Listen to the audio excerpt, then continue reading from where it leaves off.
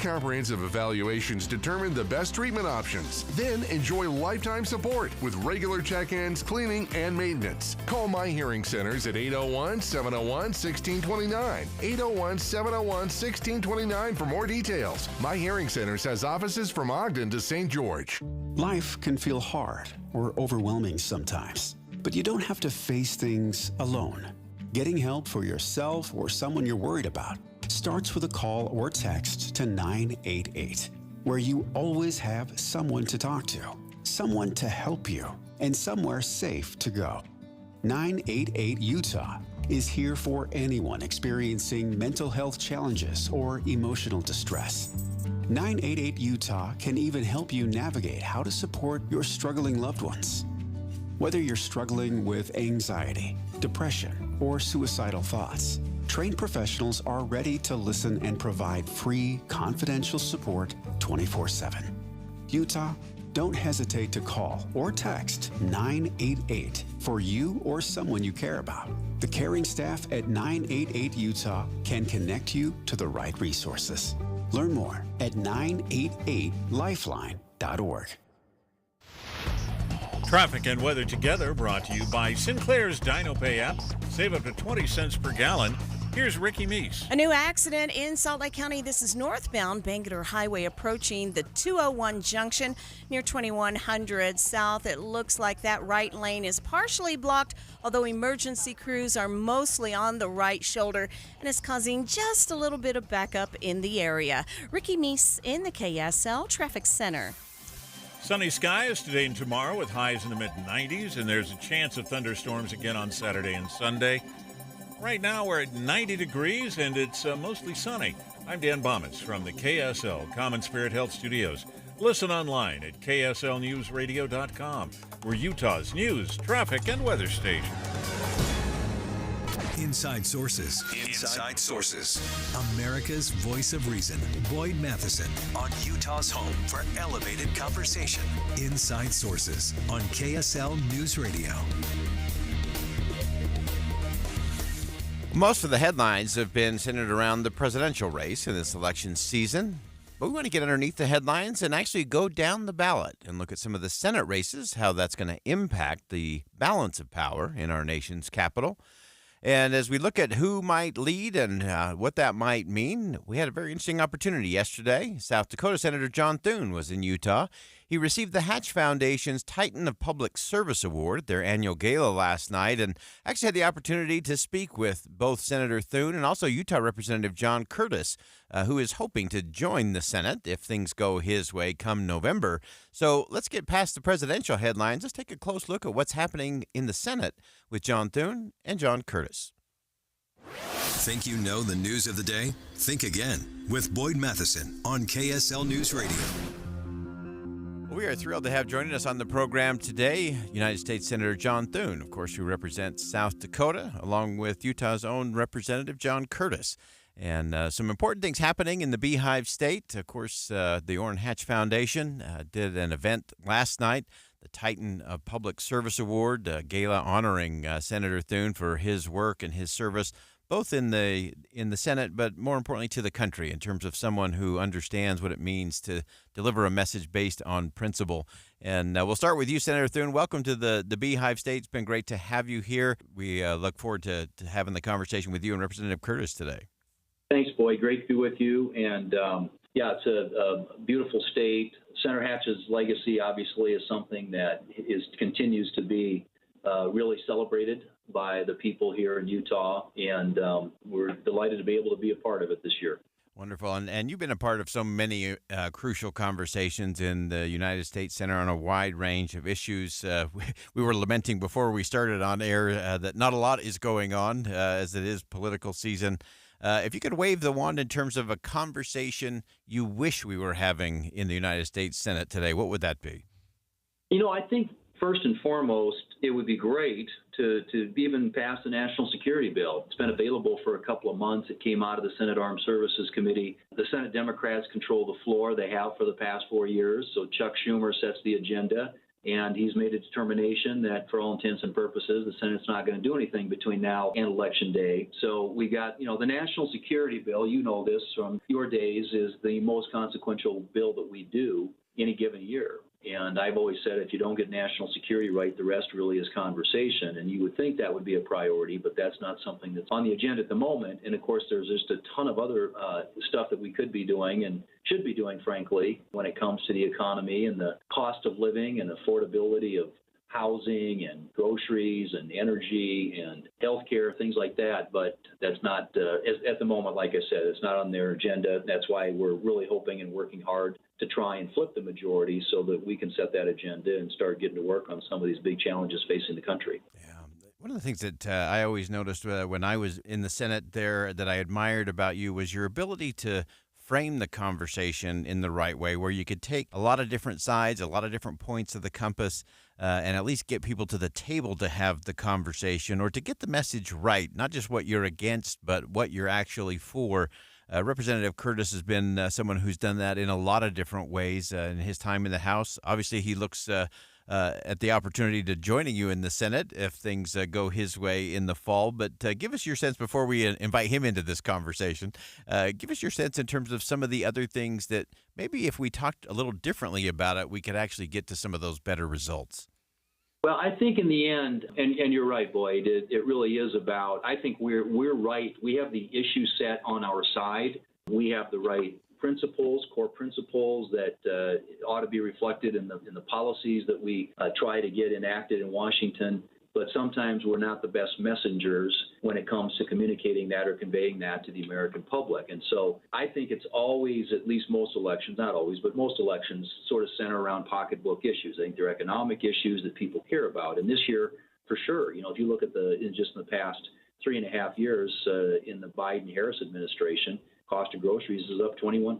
And the average family in this country spends $13,000 more today just to maintain the same cost of living that they had when Biden took office. So if you look at the amount of money that the working family is spending just to try and tread water today, I think that's a powerful issue, and I think it's one that resonates if you can, if our folks get out there and get on the message and talk about not only the problem, but what we would do to fix it. And I think there are a number of things that we could do to fix it, starting with, getting wasteful government spending, Washington spending under control, starting with an energy policy in this country that takes advantage of what I think are the limitless resources that America has, and that's a big cost in people's everyday lives. Obviously, dealing with the southern border, which is out of control. There are just so many things that I think the American people, as they look at this election, the choices that they have in front of them, those are the things they're going to be thinking about. But we have to be able to be out there articulating why a Republican majority and Republican president can make a difference in their daily lives. Yeah, and Representative Curtis, you've been one who has taken the Utah model back to Washington in a lot of different ways on a lot of different issues, and obviously with good upward mobility, with a limited impact in terms of over-regulation from government, a place where it's great to be an entrepreneur and a small business owner. What are some of the things that you would hope going from the House side, if you're able to win on the first Tuesday of November, that you'd like to take to the Senate in terms of the Utah model? And have you been able to have that conversation with Senator Thune, who could end up really controlling what happens there in the Senate as the majority leader if the Republicans take it and he ends up in that chair? He's actually pretty humble about that, but I think I don't think we should underestimate what you're saying. There's a high probability he'll be leading the Senate next year. I think when you say the Utah way, what immediately comes to mind is budgeting.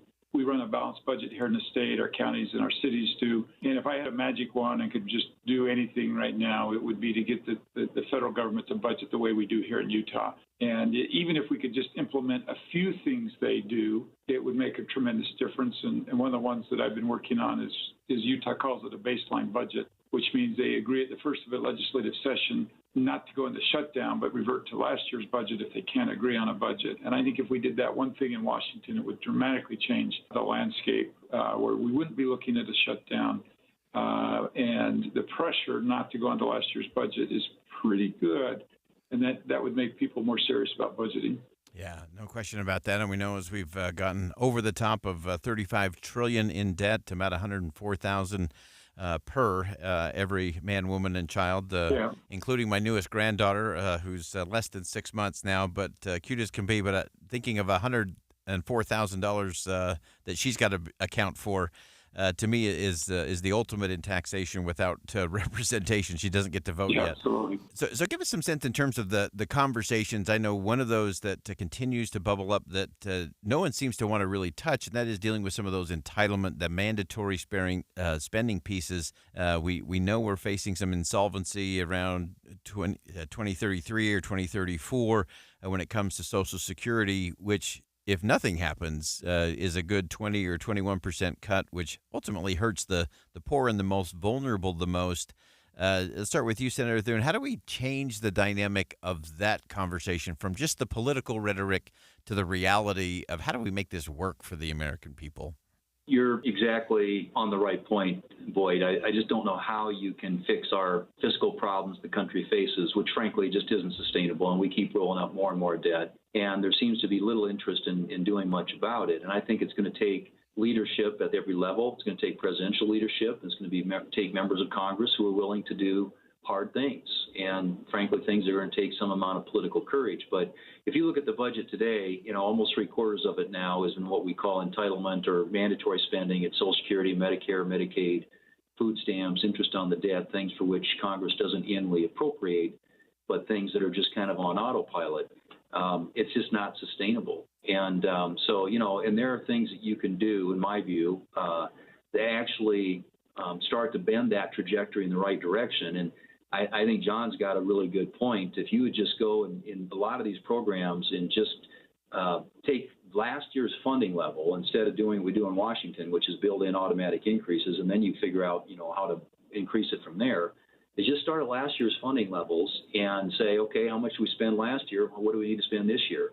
And I think, trying to reduce the non-defense discretionary spending, the part of the budget that isn't in entitlements, by a certain amount every year, capping it and reducing it, just starting to bend that curve in the right direction. But on the entitlement side, on the mandatory spending side, where, like I said, about 3/4 of government spending is now found, we have to be willing to do hard things. I mean, I think part of this is always about having pro-growth policies. The economy is growing and expanding, and when that happens, people are taking realizations they're paying more taxes, and tax revenue goes up. So you need, you want to have on regulatory policy, energy policy, tax policy, policies that encourage investment and growth in the economy, but you still got to deal with out of control spending. Wasteful Washington spending should be on everybody's agenda that's running for office this year. Certainly as a Republican, it's not something Democrats have ever cared much about, but we have to get it under control. And I think taking some simple steps along the lines of what John suggested would be a good starting place. Yeah, Representative Curtis, anything else you'd add in that space? Well, I think the reality of it is both parties' leader running for president has said they're not touching these programs. And personally, I think that's disingenuous and not honest. And I think we need to get in today and early and make some decisions. And the sooner we make them, the less painful they'll be. We're going to stay with the conversation with South Dakota Senator John Thune, who is likely to be the Republican leader. Whether he's the minority leader or the majority leader, we will see.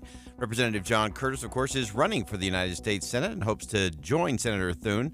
We're going to stay with the conversation. When we come back, we'll pick up with some additional topics, including some exclusive sound from the Hatch Foundation Titan of Public Service Award Gala last night that has some very interesting things for us to think about as it relates to the filibuster in the Senate and what every candidate at every level ought to be thinking about. So we're going to stay with the conversation. Come back with us right here on KSL News Radio.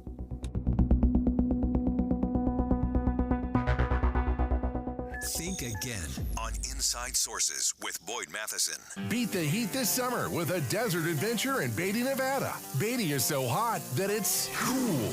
Discover the Old West and desert beauty, loaded with family value and adventure with anything from tours, hiking, biking, ATV trails, and great eateries, and the best stargazing in the West. Beatty is the most scenic entrance to Death Valley National Park and your entryway to true desert adventure. Explore the ghost town of Rhyolite or the world-famous Nut and Candy Company and Historic Museum. Beatty has hundreds of miles of trails for hikers, mountain bikers, and off-roading. And don't forget, Beatty Days, October 25th through the 27th. Beatty Days is an entire weekend of fun, complete with Old West shootouts, ICS chili cook-offs, 2K and 5K races, live music, bed races, desert art, a classic car show, a cornhole tournament, model railroads, vendors, food, and contests for everyone. Just 95 miles from Las Vegas. For info, visit BeattyNevada.org.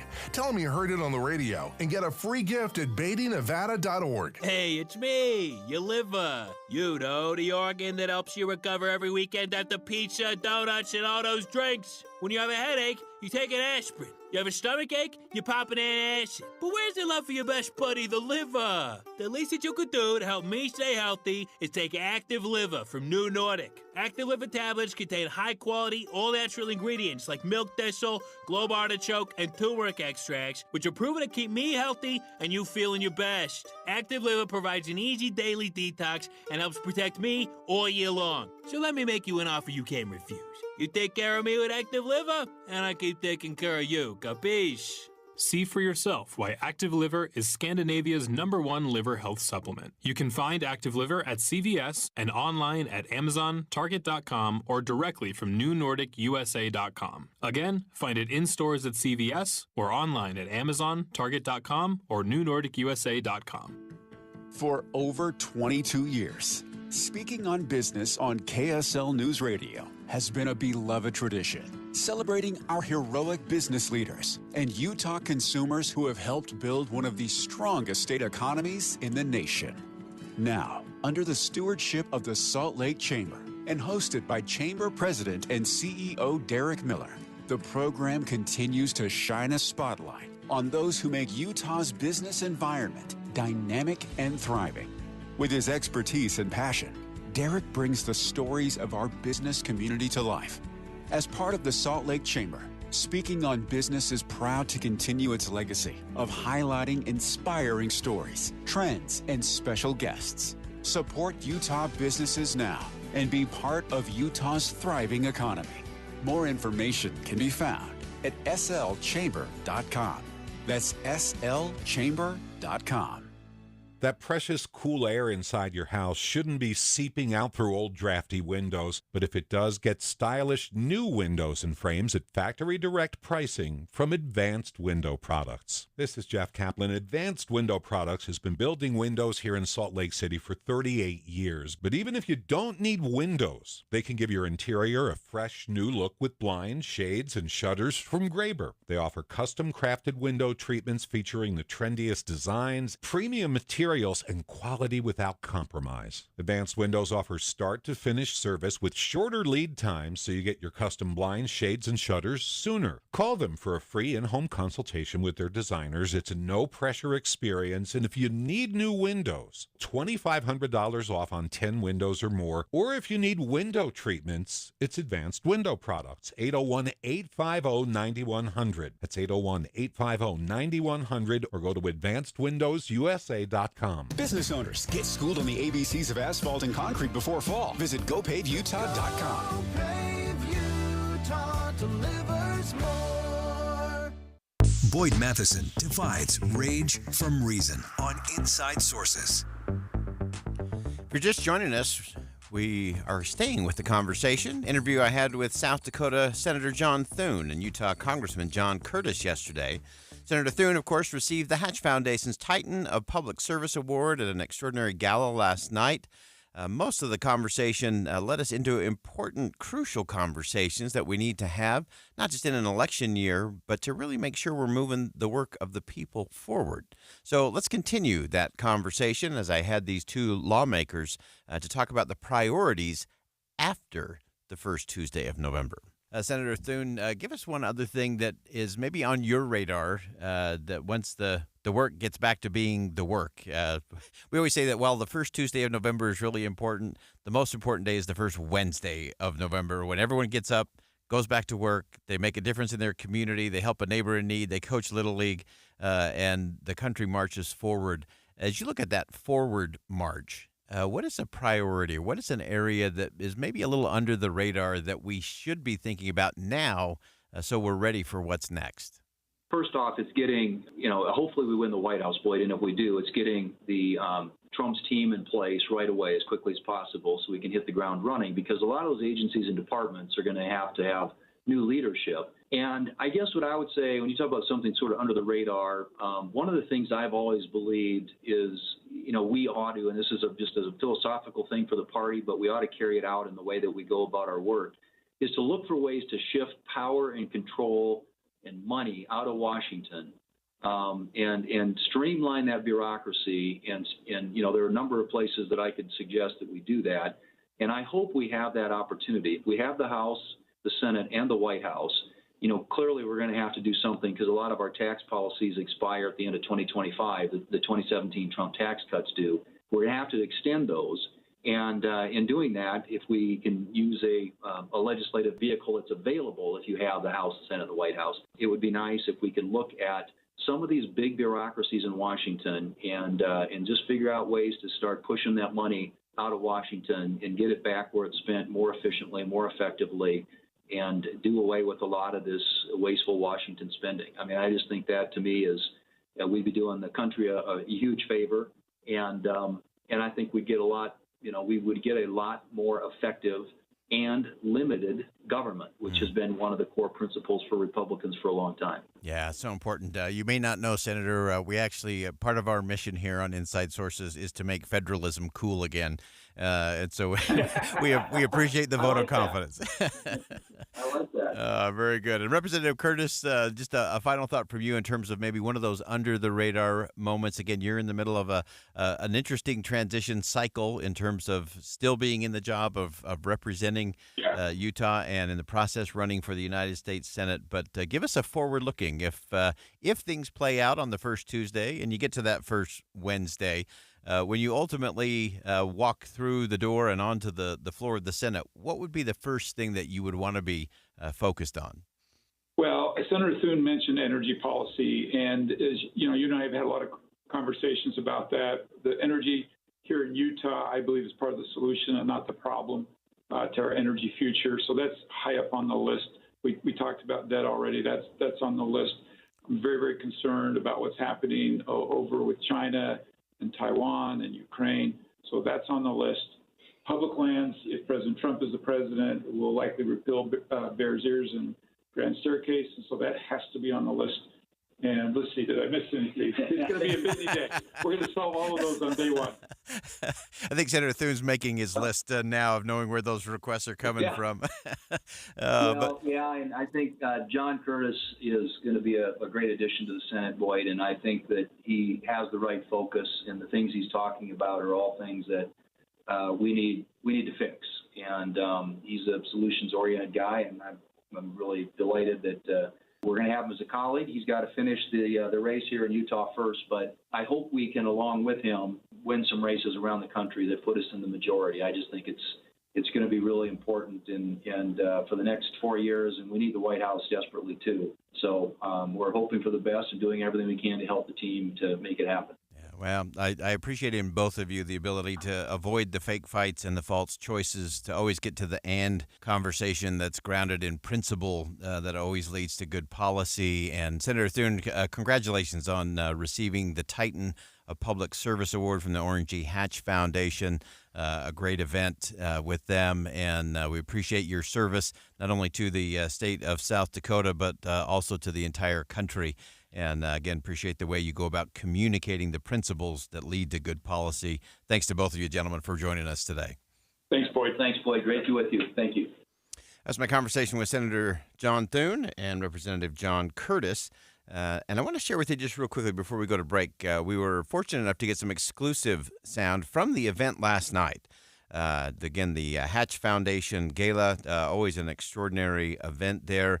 And as they celebrated John Thune and his work in the Senate and in the country with their Titan in Public Service Award, he had the opportunity to sit down with Gordon Smith, former senator from Oregon. And they covered a wide range of topics. And we're going to share one of them now, and we're going to save one of them for the end of the show at 2:50. But we will start with Senator Thune explaining how Republicans need to focus the message if they actually want to get past the rhetoric and the politics and actually win and govern in November. Take a listen to this. I still think we're well positioned to win if we can keep the focus on the issue set. If we keep the focus on the issue set, I think we have, I always say elections are about differences, and the differences couldn't be more clear, the choices couldn't be more clear for the American people, but we have to execute and stay focused and have a consistent and coherent message that is attractive to voters around the country. Focus always precedes success, and it doesn't matter what side of the political aisle you happen to fall on, focus always precedes success. And it's one of the things that I saw in Senator Thune when I was in Washington, D.C. He was there, of course, in the Senate. I've watched him in Senate leadership for almost a decade. And his ability to stay focused and get to those critical issues, not the rhetorical things, not the fake fights and the false choices, and not all the other things that become a distraction when you're actually trying to govern. Now, I get it. Sometimes those things are helpful if you want to win an election. They're usually helpful if you're trying to raise money for an election, but they don't necessarily ensure that you get to lead or that you get to govern from a position of strength. And so I think Senator Thune has some interesting opportunities there. Again, he will likely be the Republican leader in the Senate when we get to January of 2025.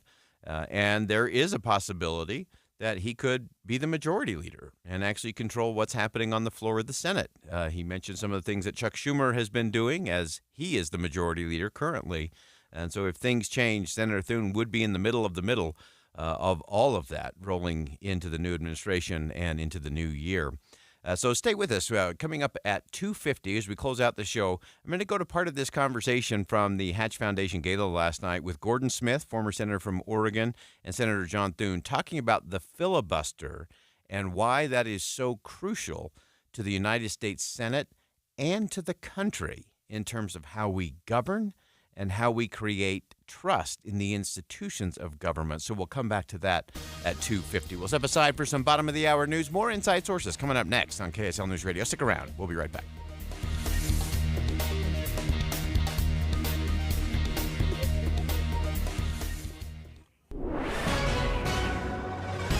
It's 1:30 at KSL News Radio. I'm Dan Bomas. KSL's top story this hour, a Paralympic snowboarder is getting credit for saving a life after helping to put out a truck fire. KSL News Radio's Verl Johansson has that story. Zach Miller was on his way to Park City on his motorcycle when he noticed smoke blowing from a truck. His Instagram video shows he helped the driver pull over before telling him his truck was on fire. Miller and the driver used some water from the back of the truck to put out the engine fire. Miller says it's a good reminder to always have something in your car to handle a fire in case something similar happens to you. Our top national story this hour from ABC News. Crime rates across the country appear to have fallen in the first 6 months of this year compared to the same period in 2023. The Major Cities Chiefs Association finds that violent crime, defined as murder, rape, robbery, and aggravated assault, fell by 6% overall in 69 U.S. cities between January and June of this year. Taking a look at your money at this moment, the Dow Jones average has been up all day, right now up 564 points, while the NASDAQ is up 397. And our KSL weather, we're looking at sunshine today and tomorrow before we get back into the thunderstorm pattern. That's next. KSL News Time, 1:31. We all know what UV rays can do to our skin, but they can also do damage to your car. Keep that from happening with 303 Protectant. 303 Protectant keeps the sun's harmful rays from causing fading and cracking in rubber, plastic, or vinyl surfaces. From the dashboard to the tires, 303 Protectant keeps your car looking new longer. Get 303 Protectant today at AutoZone. Visit 303radio.com for more information. Progressive knows finding your new home was a dream come true. You wanted a colonial with high ceilings, hardwood floors, and a peaceful neighborhood. And you found it. Now, every Saturday at 6 a.m., you get to wake to the sound of your neighbor's leaf blower. Progressive can't save you from your noisy neighbors, but we can save you money when you bundle your home and auto with us. Get a quote at Progressive.com. Progressive Casualty Insurance Company affiliates and other insurers, not available in all states. If you're looking for the perfect balance in a perfect meal, you're looking for Ruth's Chris Steakhouse. You're going to love the incredible choices. They've got it all, of course. It's a steakhouse, but they also have seafood and poultry, all kinds of amazing side dishes, and the desserts are absolutely off the chart. Incredible choices are waiting for you right now at Ruth's Chris Steakhouse. And it's been a long summer. The kids are getting back in school. It's time for you to have a break. Make your reservation now for Ruth's Chris Steakhouse and let the pros do all the work. And they have two locations, Ruth's Chris Steakhouse in Hotel Park City and right in the heart of downtown Salt Lake City at 275 Southwest Temple. And don't forget, if you're planning for a party, a special event, a celebration, or a birthday, whatever it might be, it's time to contact Ruth's Chris Steakhouse, Park City and downtown Salt Lake City. Are you within 5 years of filing for Social Security?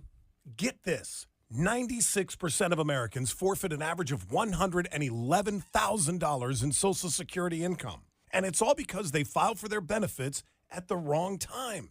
Learn how you could avoid this with a free, customized Social Security analysis from Boss Retirement Solutions, 5-time winners of the Best of State Award. If you've saved more than $200,000 for retirement and have not filed for Social Security, schedule your free analysis now by calling 801-896-9622.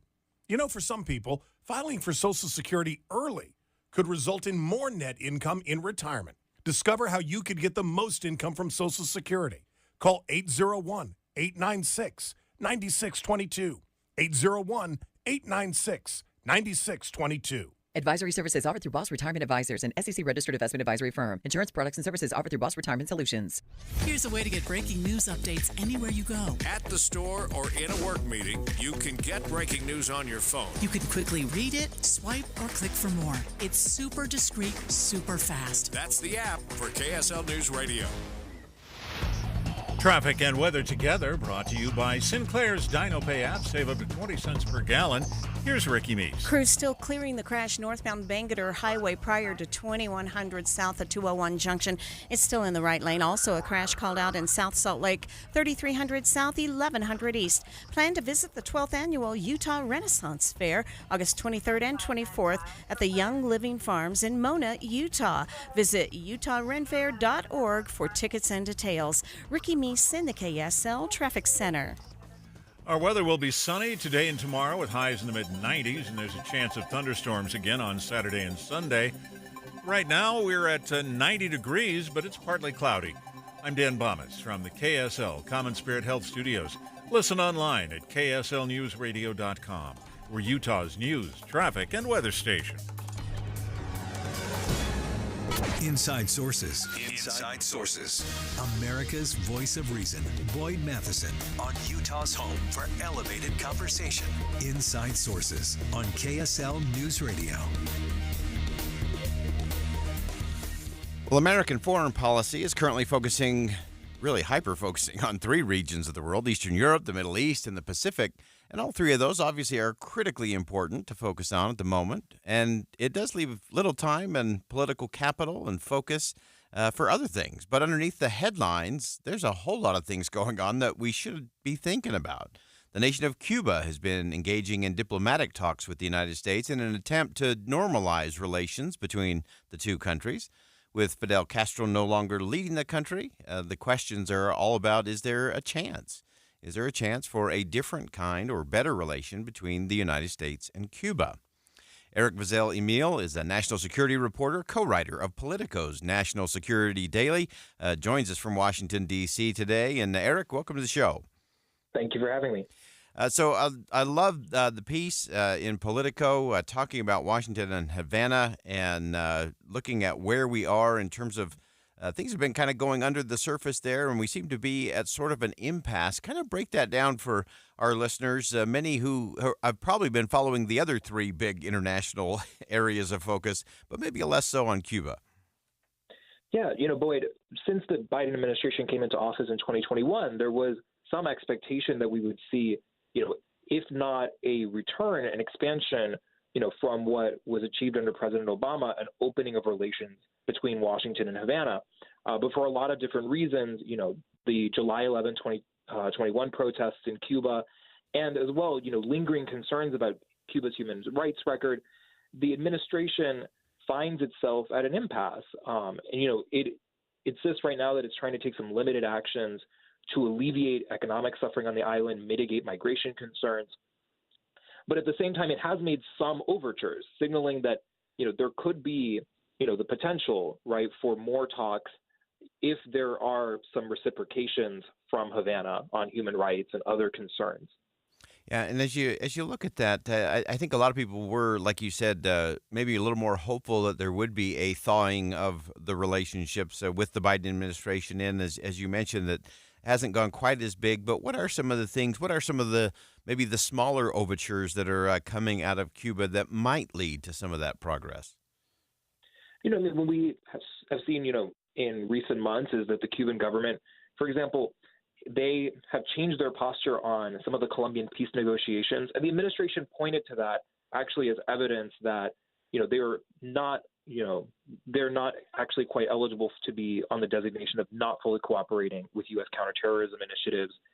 We have seen some efforts. We do see some conversations between them, and the U.S. and Cuba opened their embassies again. That both embassies had essentially closed or shuttered down consular operations or reduced the scale of their diplomatic presences under President Trump. So we did see some, initial olive branches being extended. And in the last couple months, we saw some economic actions.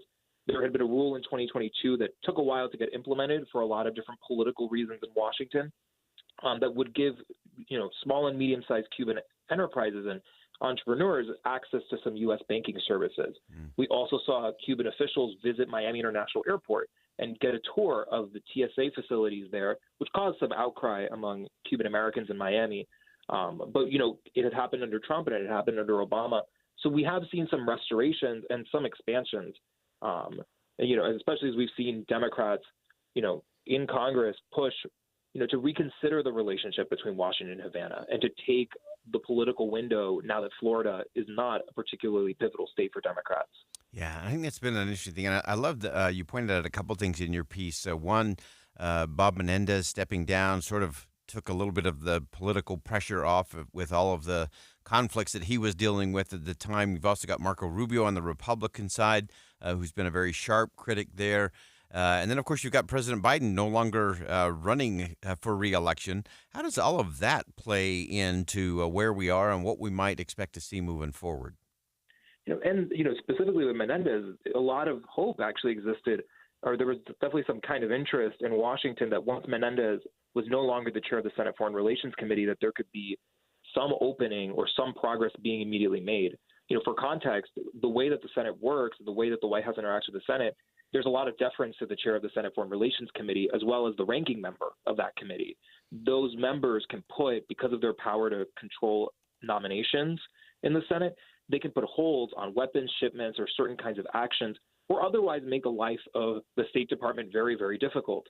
So there has always been this kind of tension, and especially when Menendez has been the chair. He's Cuban American from New Jersey. He has used his platform, and he used it very consistently through his career to slow walk or stop administration efforts to reconcile with Cuba or to reduce sanctions or to offer, some kinds of olive branches. But then what we actually saw was for a couple months, they actually didn't make any steps. They went he stepped down in September, and it wasn't until April that we started seeing some of these incremental actions. Part of it, the administration says is about, the basic political processes, the bureaucracies. Some other parts were influenced of people like Marco Rubio, who, even though they're Republicans, their votes were needed on Ukraine aid. Yeah. And, there was also movement, in other corners of the GOP-controlled House on Ukraine aid. And they didn't want to muddy the waters on that. So all of, those dynamics have also been playing. And, it's still left to be seen if the administration, now that it doesn't necessarily have to worry about a Ukraine supplemental immediately, and it doesn't have the political cost of Florida, if we'll see more in the next couple months. That's still a very open question. Yeah, and so as you look at that and where that might go, obviously who's sitting in the Oval Office will have some impact on that moving into the new year. But as you look at it, and I love you had a quote in there from Jim McGovern to Nahal Tusi, who we love having on the show as well. that we are sort of stuck in this Cold War kind of approach to things. So what might that look like in terms of tourism and trade and relationships? How might that look different moving forward? Oh, Boyd, I'm sorry. I think you're cut. I might be cutting out on my end. Oh, if you could repeat the question. No sorry. problem. No problem. We're just looking forward in terms of what might look different, either tourism or trade or those relationships moving forward, if we can get past kind of this Cold War mentality to it all. Yeah, I mean, one of the big areas of growth on both sides, Republicans and Democrats have eyed is agricultural trade. Republican secretaries of agriculture have actually gone to Cuba in recent months and weeks on delegations and visits, and we could certainly see, some more expansion of commercial ties between U.S. farm growers and, counterparts in Cuba and vice versa, given the proximity. That's definitely an area that we could see growth. Tourism could restore, but there are still some open questions because of the state sponsor of terrorism designation and how that affects banking access and some other things. But it's really on farming has actually been one of the areas that we've seen U.S. policymakers on both sides of the aisle very interested in when it comes to Cuba. So it'll be left to be seen, and that might have some sway in the Trump administration in theory. Depending on, obviously a lot will depend if, Senator Marco Rubio is in the cabinet or not, which that has been some topic of conversation, or who else is, leading his Latin America shop. But, it could be a compelling thing that might move it on both sides of the political conversation. Fascinating and important things for us to keep track of is, again, it's so easy to focus on the big things happening in the Middle East and the Pacific and Eastern Europe. But Cuba is right there and always something that we need to keep an eye on, to be sure. Great piece. You can check that out at Politico. Eric Bazell-Emile, national security reporter, co-writer of Politico's National Security Daily. It's a great space for you to really make sure you got your finger on the pulse of what's happening from national security standpoint. Eric, thanks so much for joining us today. Thank you for having me. All right. Really a great piece, and it's easy to forget about Cuba and a host of other things around the world. But the world happens, and the U.S. is always there and always involved and always has a role to play, whether it's loud or quiet, hard power or soft power. We'll continue to have the conversation here on Inside Sources when we come back. Stick around.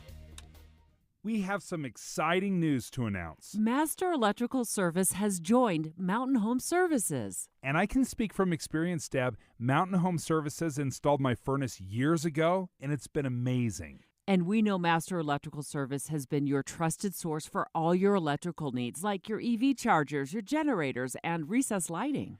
But now that they've joined Mountain Home Services, they can help you with your HVAC, your heating and air, as well as your plumbing. And it comes with that upfront pricing guarantee. I love the upfront pricing guarantee because it means no hidden fees. 100% satisfaction guarantee as well. Master Electrical Service has been the name you trust since 1954. They're the company we trust, and so can you.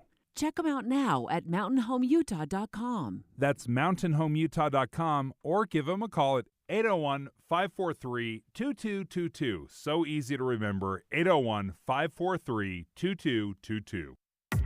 KSL Broadcast Group contests are open to participants 13 years of age and older that are residents of Utah, Idaho, Wyoming, and Nevada, unless otherwise specified. Employees or agents of the station, Bonneville International Corporation, or other area radio stations, or any entity associated with the contest may not enter. Persons who have won in the last 90 days from a station contest or event are not eligible. Full general contest rules are available at kslnewsradio.com. Life hack number 7. Get an iPhone 12 on Straight Talk. Life hack. Here's how it works. You walk into Walmart, go to the electronics section, ask for iPhone 12 with 5G and a dual camera system, and select the new Silver Unlimited plan. They'll smile because it's a good plan. You get real unlimited data all for just $20 a month for the whole first year. Get it at Walmart or StraightTalk.com. Straight Talk. Less dollars, more sense. Taxes and fees apply. Requires activation of iPhone 12 and a new Silver Unlimited plan or higher end auto pay enrollment. $25 a month service credit applied for up to 12 months if eligibility requirements are met. For network management practices, visit StraightTalk.com. Don't let spring allergies make you miserable. Try the quick, drug-free solution trusted by over 4 million people. Navage. Only Navage uses suction to flush out your sinuses using refreshing saline, helping you breathe easier, sleep better, and feel healthier. And here's even better news. Navage is now available at your local Sam's Club in a great new value pack. It's everything you need to start breathing better fast. Check out Navage at your local Sam's Club today. Navage. Navage. Breathe easy. Do you know why more homeowners choose Any Hour Services for help when it's time to replace their air conditioners? What's up, everybody? I'm Mike Wilson with Any Hour Services, and the main reasons people choose Any Hour Services is because of our people, processes, and convenience. People tell us all the time that there's just something different about having an Any Hour Services technician in their home. That's why most of our over 18,000 Google reviews mention our technicians by name. Another reason is our 7-step install process that we call the Any Hour Difference. It all starts with the needs analysis, where you explain what you like and dislike about your current system. This helps us design and size a system that fits your comfort and efficiency preferences as well as your home's airflow requirements. As for convenience, most of our installs are completed in one day. We also have flexible, no-money-down financing options available, even if you've been told no in the past. So if you've been thinking about getting a new air conditioner, call Any Hour Services and schedule a free estimate today. Google Any Hour Services or schedule online at anyhourservices.com.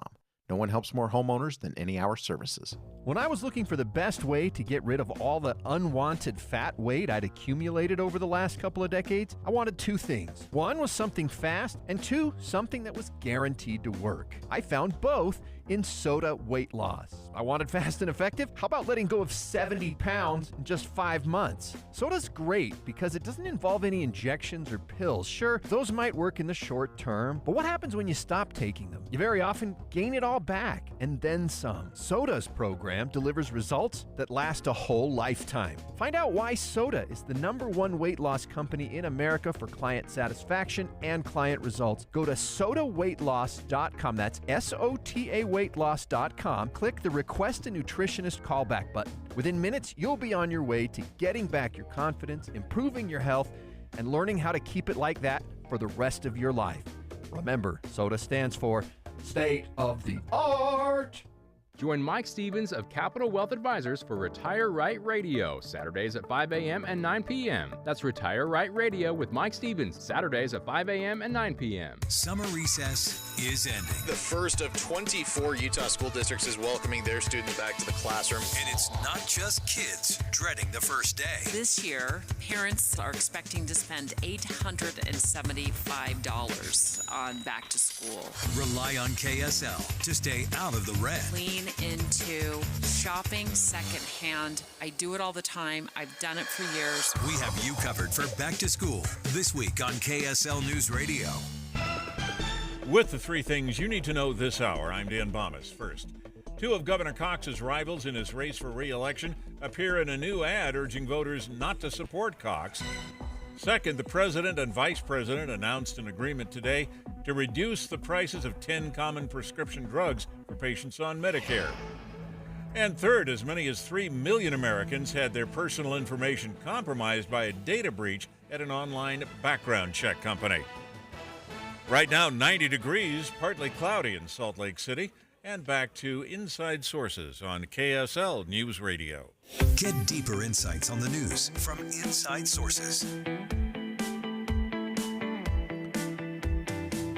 Welcome back to Inside Sources here on KSL News Radio. It's great to be with you today, as always. And, of course, Vice President Kamala Harris becoming the Democratic nominee completely changed the game, changed the story for the 2024 election. And now latest polling shows a very close race between her and former President Donald Trump.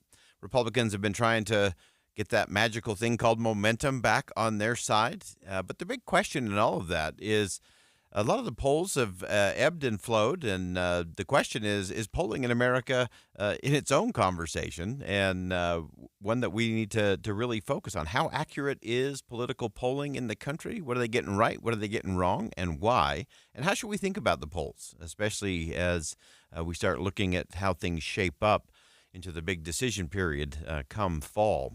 Someone who's taken a close look at that, Dr. W. Joseph Campbell, is an author, retired journalist, and a professor of communication at American University. Had a great piece in The Hill about what is happening and the momentum. Of course, there was sort of the predicted landslide from the Trump campaign while it was still a Trump versus Biden campaign, and now everything has shifted. And Professor, welcome to the show. Thank you very much. Happy to be there. And so, Dr. Campbell, give us a sense in terms of where you think the race is and what you see as kind of the bumps in the road in terms of what may cause those polls to ebb and flow and ultimately get us to a result on the first Tuesday of November. It is still very much a close race, and I don't believe that there's any chance of either side really running away with this race, either Donald Trump or Kamala Harris. I think it's going to be a very close race, probably to the end of the election. Kamala Harris does have the momentum right now, it seems. There's this sugar high that she seems to be on in terms of the polls and the reception to her presidency or candidacy. And this is likely to continue for the next week or so, at least, given the Democratic National Convention that unfolds next week. So she's in a good position right now, but that she's facing increasingly strident calls, I think, for her to explain her positions, explain where she stands now, and really to expose those positions and to a news conference or a in-depth, detailed interview, both of which she has avoided so far. Yeah, and I think that's been a very clear campaign strategy.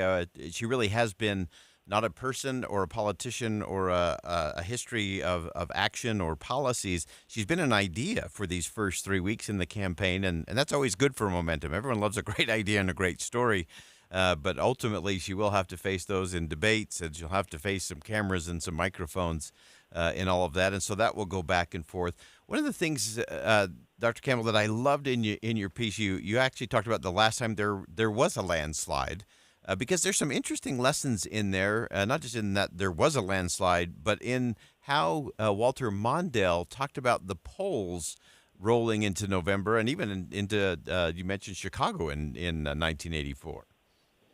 That's right. The last landslide in a U.S. presidential election was in 1984 when Ronald Reagan won a 49-state rout. He defeated Walter Mondale, the Democratic candidate. And Mondale, to the end of the campaign, was insisting, perhaps half-heartedly, but insisting nonetheless that the polls were not picking up direction that his campaign was detecting. In other words, that the polls were underestimating his support.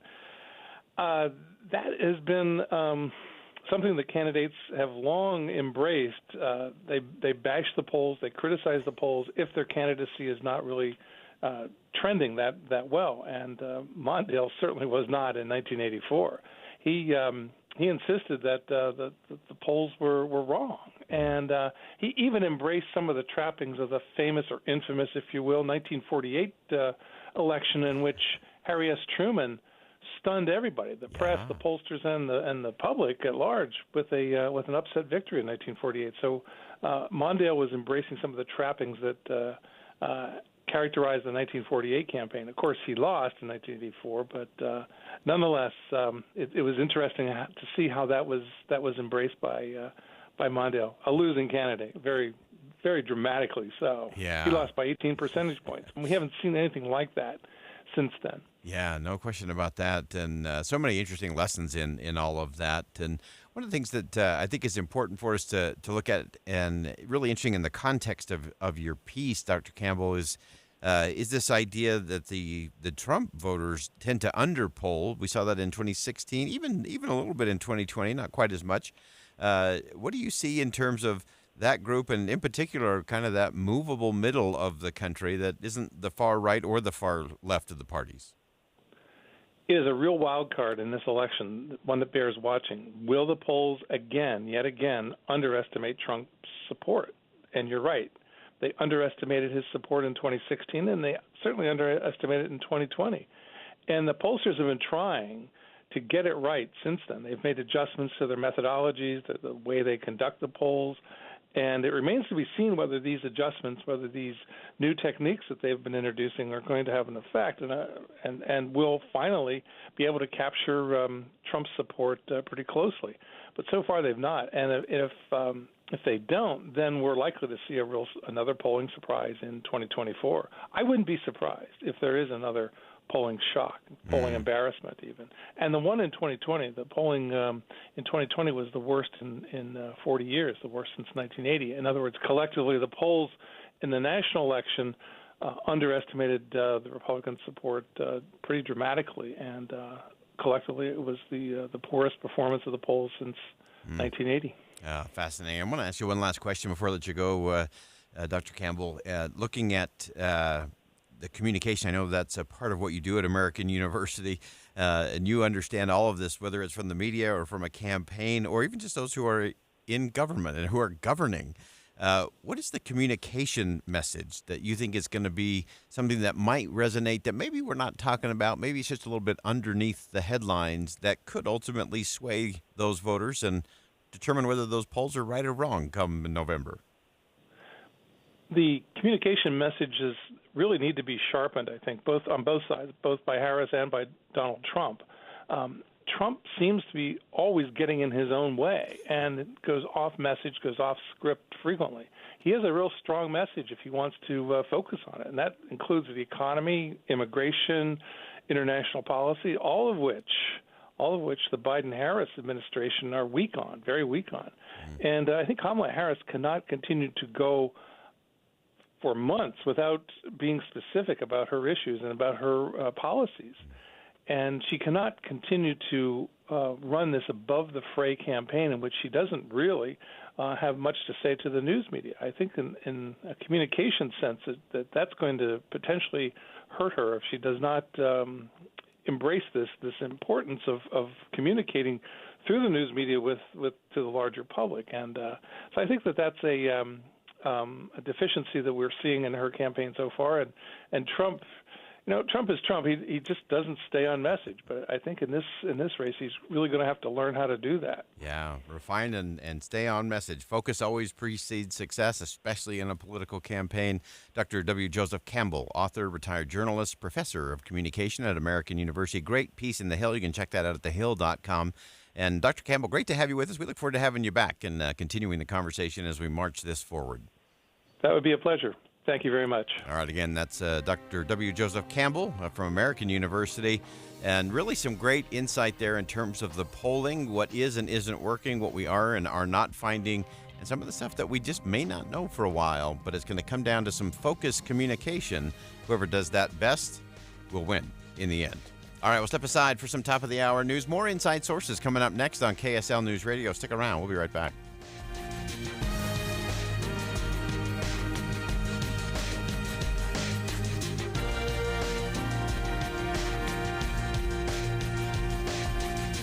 KSL FM Midvale. KSL Salt Lake City. From the KSL Common Spirit Health Studios, this is KSL News Radio. Utah's news, traffic, and weather station. Clock at KSL News Radio. I'm Dan Bomas. KSL's top story this hour. Millions of Americans are at risk of identity theft after a data breach from a background check company, National Public Data. The director at the Center for National Security Studies at Utah Valley University, Brandon Amaker, says what was taken can target people in a very personal way. I mean, information is power. And in today's, modern day and age, so much of our life is facilitated online. And these pieces of information are essentially how we conduct business. We interact with the world online. Amaker says we don't need to worry too much. Just because the data was accessed doesn't necessarily mean it's going to be used. Our top national story this hour from ABC News. President Biden and Vice President Harris announced an agreement that lowers the cost of 10 drugs for Americans on Medicare. Medicare was prohibited by law from negotiating lower drug prices. And those costs then got passed on to our seniors, but not anymore. The 10 drugs are commonly used for conditions from heart failure to diabetes. Your money at this moment, the Dow Jones average now 555 points above the start today, and the NASDAQ up 401 points right now. And coming up, it looks like we've got a couple of dry days before the storms move back in. That's next. KSL News Time 2:01. Hey, Utah. When it comes to guiding the growth of our state, you buzzed in with your comments, and we listened to what you had to say. Your feedback on the future of Utah's housing, water, transportation, and open space will continue to help our leaders make important policy decisions, preserving and improving our high quality of life in meaningful ways for years to come. So, thanks for speaking up. Learn more about our state's future at guidingourgrowth.utah.gov.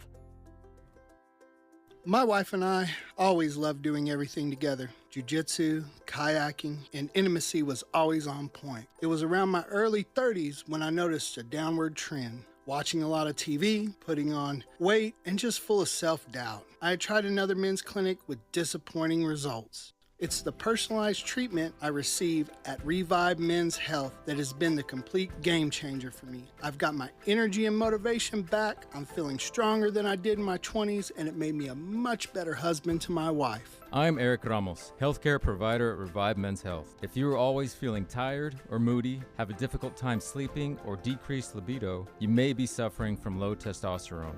Book your free T-check and exam at Revive Men's Health, Salt Lake City. Call 801-263-7777. That's 801-263-7777. Or visit ReviveMen'sHealth.com. Hi, this is Doug Wright. Over the years, I've talked a lot about hard water. Takes years off the life of water heaters and other appliances in your home. Leaves scum on the shower walls, and you almost need a jackhammer to remove that. I've talked about how Connecticut of Utah, an authorized Connecticut dealer, their water softeners are maintenance-free.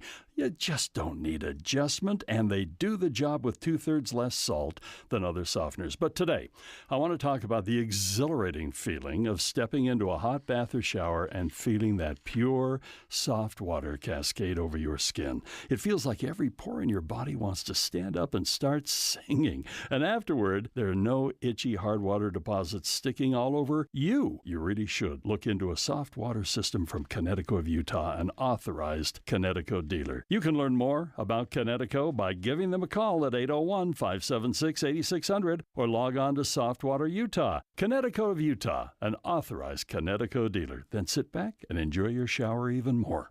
News doesn't just mean information or dates. It's the story of our local history being told in real time. Be a part of the story. This is Tim Hughes and Amanda Dixon. We hope to be a part of your story. We have you covered on KSL News Radio. Traffic and weather together, brought to you by Sinclair's DinoPay app. Save up to 20 cents per gallon. And here's Ricky Meese. We do have an accident in Utah County, southbound I-15 at 5th East American Fork. It's at the on-ramp. The on-ramp was closed temporarily for a little while. You can access it now and look for what's left of the crash over to the left. Get triple reward points on your Rewards Visa card from Cyprus Credit Union when you spend on gas and travel from now through August. Learn more or apply today at cypruscu.com. Ricky Meese in the KSL Traffic Center. Sunny today and tomorrow with highs in the mid-90s. There's a chance of thunderstorms again on Saturday and Sunday.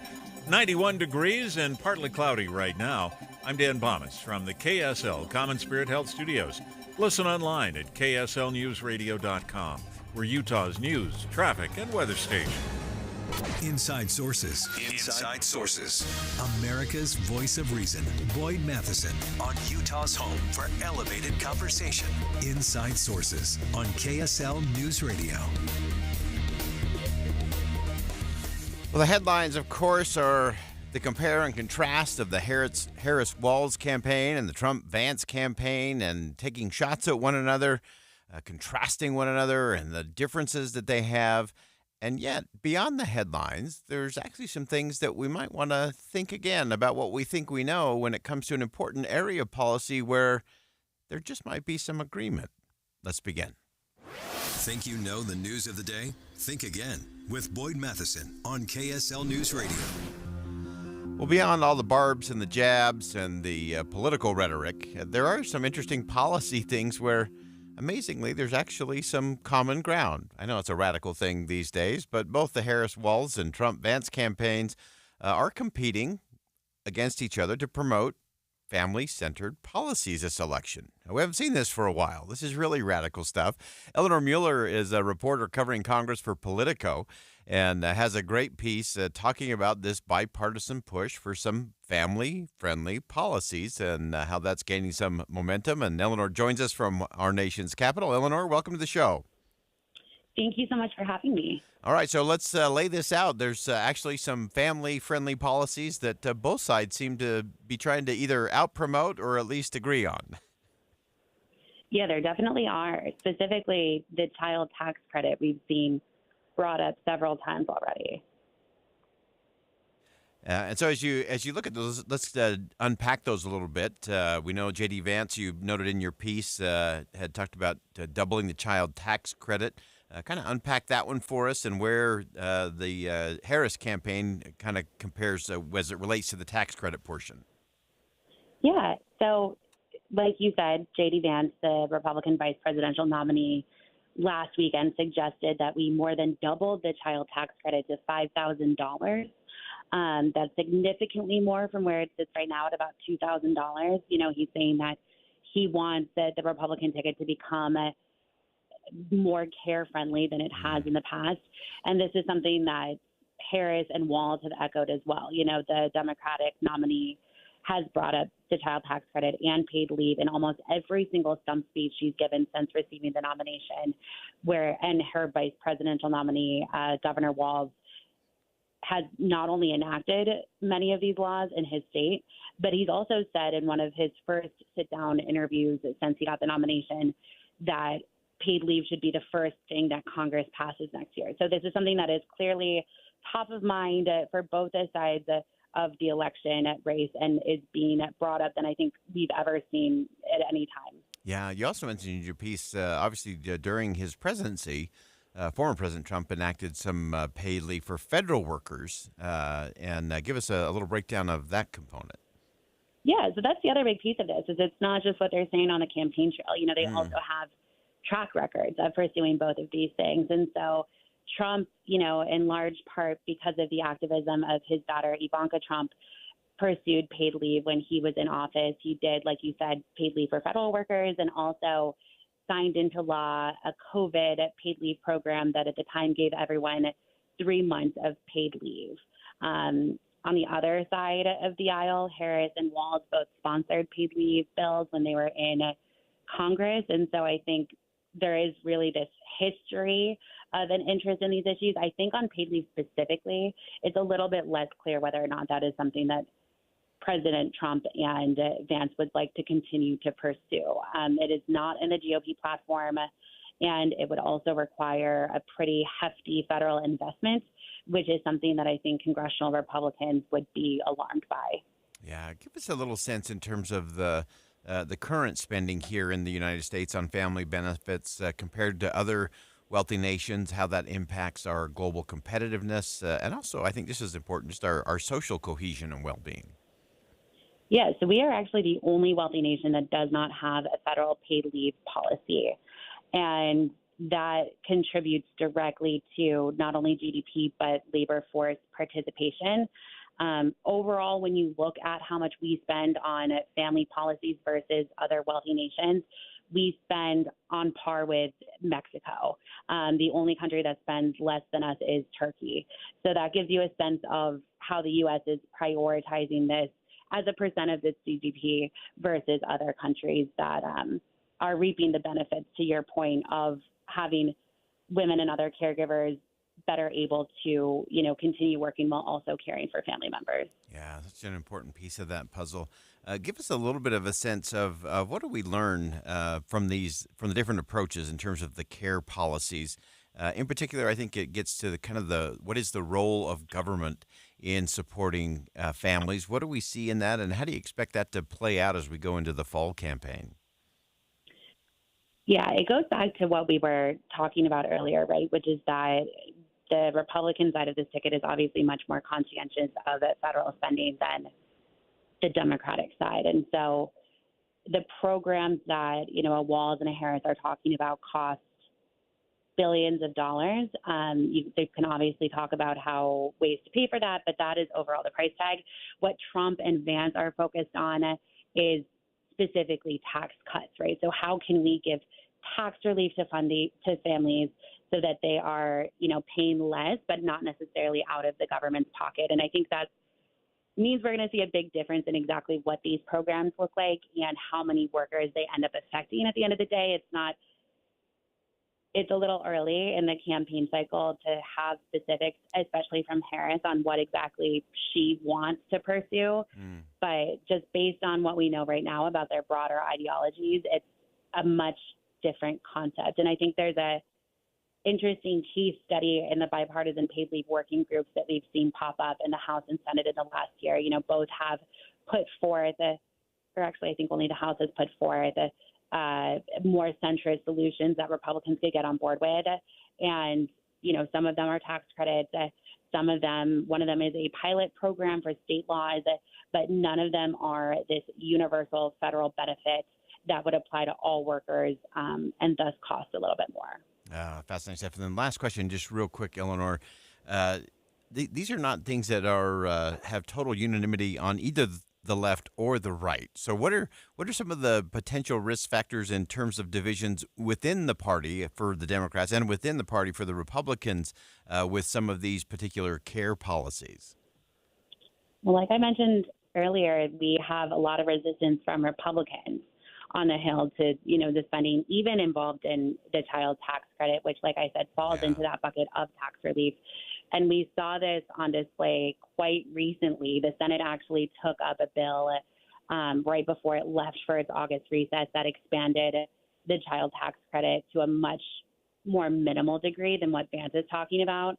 And it got voted down. Republicans, including the top Republican on the Senate Finance Committee, Mike Crapo, said that at the end of the day, that was, too much to pay and that they didn't want to. And so I think that that's an interesting tea leaf for us to read as far as where lawmakers might come out on this.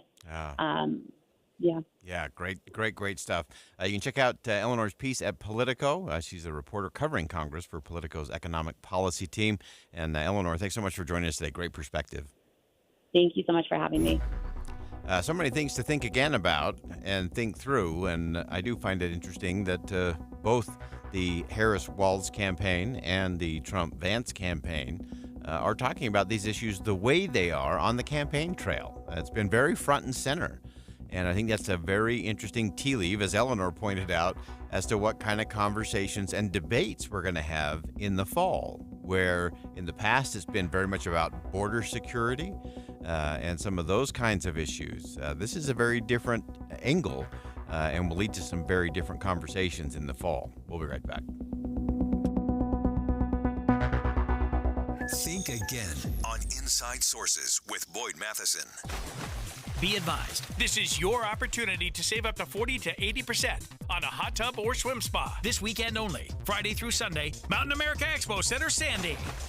Be advised, this is your opportunity to save up to 40 to 80% on a hot tub or swim spa this weekend only, Friday through Sunday, Mountain America Expo Center, Sandy. 18-month interest-free financing. Our factories have demanded we sell 1,000 hot tubs and swim spas this weekend. Mountain America Expo Center, Sandy. Huge factory incentives, factory rebates this weekend only. Mountain America Expo Center, Sandy. We can remove your old hot tub. Free delivery of your new hot tub. Hot tub starting at $2,999. Mountain America Expo Center, Sandy. Free delivery of your new hot tub. Just relax and enjoy.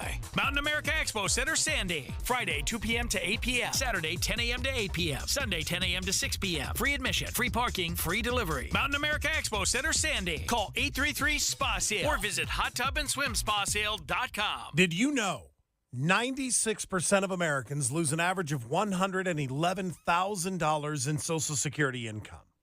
And it's because they claim their benefits at the wrong time. Don't lose $111,000 in Social Security income that's rightfully yours. Learn how you could wring every nickel out of your benefits on Retirement Solutions Radio this Saturday afternoon at 3 o'clock, right here on KSL.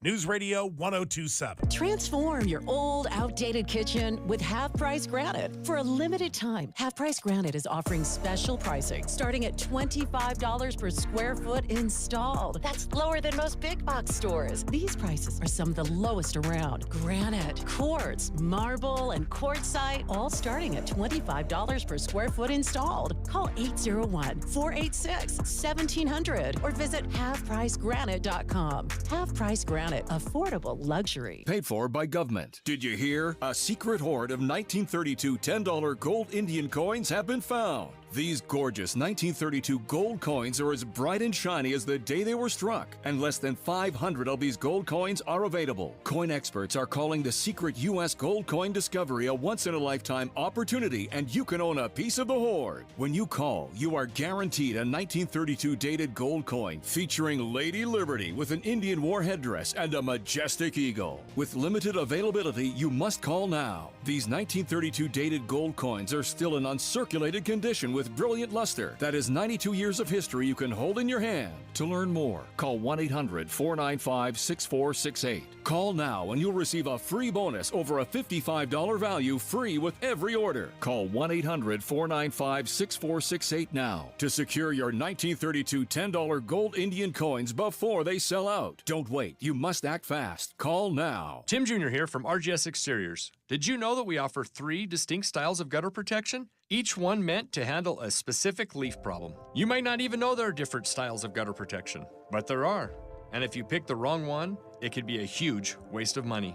Now, the big gutter guard companies won't tell you this. They try to sell you a one-size-fits-all gutter guard. And it could be completely wrong for the amount and types of trees and leaves you have. Not RGS Exteriors. We understand which kind of leaf problem needs which kind of gutter guard. We'll do an in-depth evaluation to assess the types, locations, and numbers of trees in your yard. Based on that data, we match your home to the right gutter guard. So don't risk wasting money on the wrong gutter protection. For a free evaluation and estimate, call RGS Exteriors at 801-280-3110 or visit rgsexteriors.com. That's 801-280-3110 or rgsexteriors.com. Getting help with plumbing repairs is easier than you think. All you have to do is call Any Hour Services or schedule an appointment at anyhourservices.com. No one helps more homeowners than Any Hour Services. Mom and Dad used to argue about everything, especially about Dad's drinking. It drove me crazy. It got so bad, I couldn't do my homework. I couldn't concentrate. I absolutely refused to let any of my friends come to our house for any reason. I would have been humiliated if anyone found out how much my dad drank and how loud my mom screamed at him. My family went from totally crazy to quiet, calm, and even peaceful. The only thing that happened is my mom started going to Al-Anon family groups. Her relationship with my dad really changed. I asked Mom if she would take me to her Al-Anon meetings or to Alateen. I wanted to see if I could have a better relationship with my dad. I'm sure glad I did. If someone's drinking troubling you, you might be surprised at what you can learn in an Al-Anon or Alateen family group from people just like you. Call 1-888-4-ALANON or go to alanon.org. With the 3 things you need to know this hour, I'm Dan Bomas. First, a data breach at a firm that does background checks has put personal data at risk for millions of Americans. Second, the government has negotiated new lower prices for 10 common prescription drugs used by people on Medicare. And third, 2 candidates for governor made a joint ad urging people not to vote for Spencer Cox. Right now, 91 degrees, partly cloudy in Salt Lake City.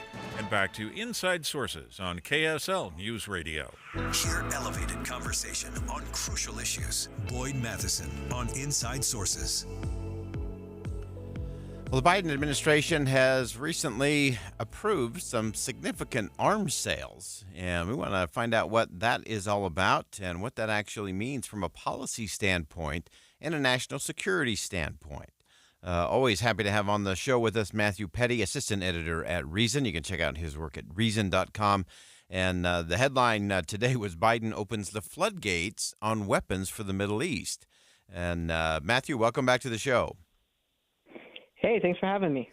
So as you look at this, you actually started off your piece at Reason with I think the line of the day, and that is, it's been a good week for the weapons industry. So tell us exactly what it is that President Biden has signed off on and what that actually means in the region. Sure. So, it's been a lot of very big moves in the Middle East that I think have not gotten a lot of coverage, but they are pretty significant. One of them is that Biden approved a sale of bombs to Saudi Arabia worth about $750 million. And, this is a big reversal because in 2021, he had said that U.S. policies were not going to support offensive Saudi capabilities. And then with Israel, it's not really a new policy, but the amount of weapons that are moving is pretty big.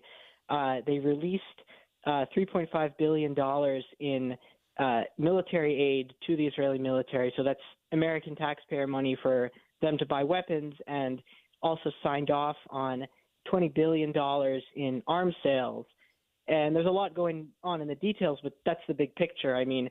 One of Biden's last acts in office is going to be to send a lot of weapons to the Middle East over the next few months. Yeah, and it's so interesting because he has talked about not having that offensive weapons capability for Saudi Arabia. So that's clearly a break with where the administration has been in the past.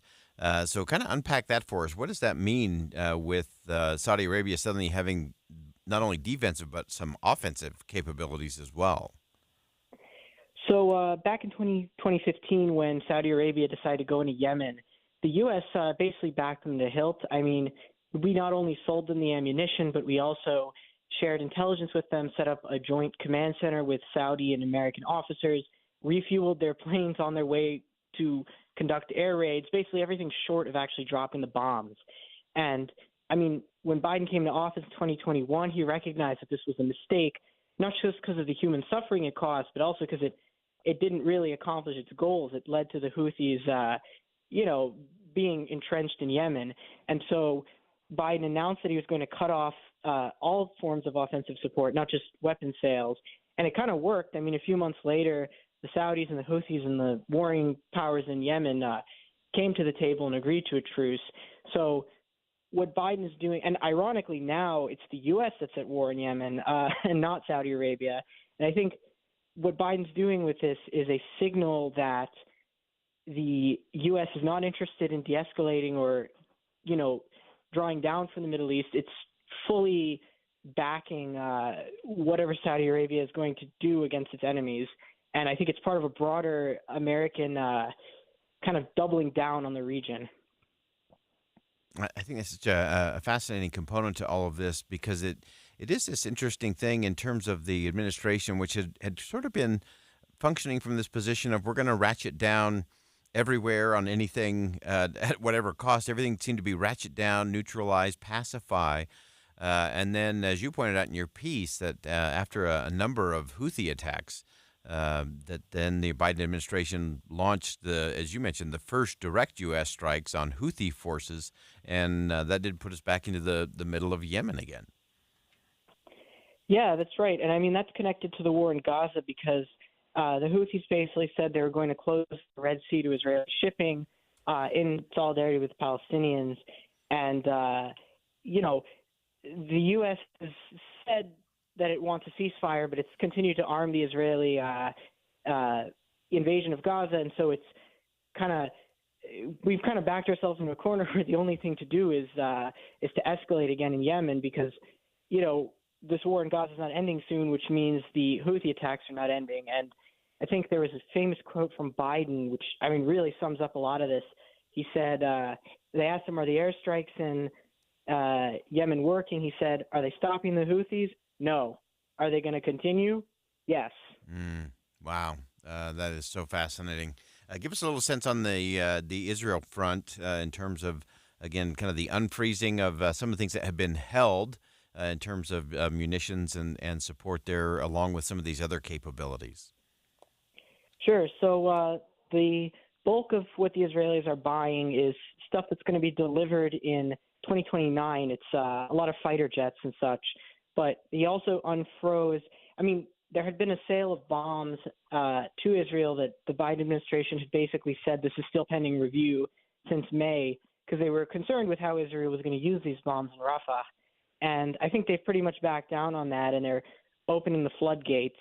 The actual financial aid, stuff that was budgeted by Congress in April, they're now moving that along. Just to, clarify, when the U.S. gives weapons to Israel, there's kind of three different ways we do it. We sell them it, and they pay with their own money like any other country. We give them financial aid. It's called foreign military sales grants, where they get U.S. taxpayer money to spend on weapons. And then there's also a third type where we give them weapons out of American stockpiles, warehouses in the Middle East, and then later on just pay to replenish our own stockpiles. And the Biden administration's done a lot to ensure that we don't actually know the full amount of weapons that are going through. They've broken down the shipments just below the threshold required to notify Congress. They've removed the restrictions on weapons that we can give Israel out of our own warehouses. And we could talk a little bit about the Leahy law stuff if there's time. Yeah, give us just a quick snapshot of that, because I think it is interesting in terms of what can be used and what it can be used for. Sure. So one of the conditions that Congress puts on American foreign aid anywhere is this thing called the Leahy Amendment, where American taxpayer money basically shouldn't go to any military units that commit human rights abuses. And in 2022, there was a big case in Israel. Basically, this guy from Milwaukee, his name was Omar Assad, 78-year-old guy, Palestinian roots, went back to visit his family and his family's village. He gets pulled over by Israeli forces. They drag him out of the car because they say he's not being cooperative. And the next morning, he's found handcuffed and dead in a construction site. And the unit that had done this, the Netzach Yehuda Battalion, had kind of a history of pretty gnarly accusations, so the State Department opened a Leahy investigation into them. But this week, along with all the other weapons sales, the State Department announced that they're basically the Netzach Yehuda guys because they've demoted a few guys and they had to take a 2-week training course. We consider this all remedied, and they can continue to receive American taxpayer aid and American weapons. So I think it speaks to kind of lack of interest in Washington with having accountability or limits on how American resources are used in the Middle East. Yeah, it's such a complicated and complex region on so many fronts. A great breakdown. Matthew Petty, assistant editor at Reason. You can check out his piece at reason.com. And as you said, a good week for the weapons industry, both going into Israel and offensive capability into Saudi Arabia. As always, Matthew, thanks so much for joining us. Thanks so much for having me. All right, we'll go ahead and step aside for some bottom-of-the-hour news. Don't go anywhere. We've got more Inside Sources coming up next, including coming up at 2:50. We'll give you some exclusive sound from the Hatch Foundation's event last night honoring Senator John Thune. You don't want to miss that. We'll do that at 2:50. Stick around.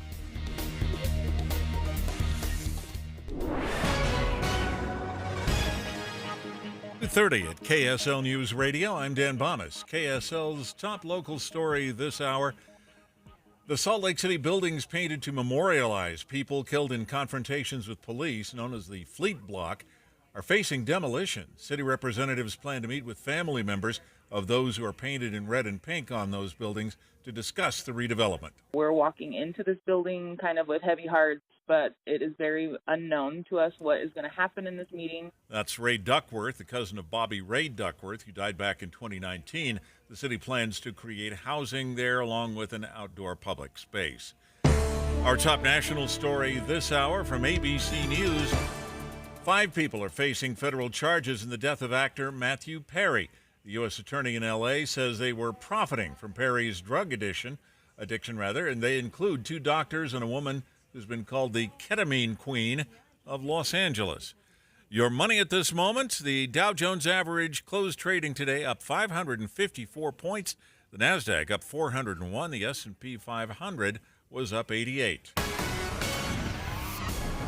And our KSL weather. Looks like we're dry for a day or two before the storms come back. That's next. KSL News Time, 2:30. Hey, this is Dan, the laptop man from PCLaptops.com. I've been advertising with KSL Radio for decades now, and radio works. With all the clutter on social media, radio cuts through all the noise and gets directly into your customer's brain. If you're a small business and want to reach the local audience here in Salt Lake City, KSL Radio is the way to go. If you'd like to know more about the benefits of advertising with KSL News Radio, email Stephanie Palmer at spalmer@ksl.com.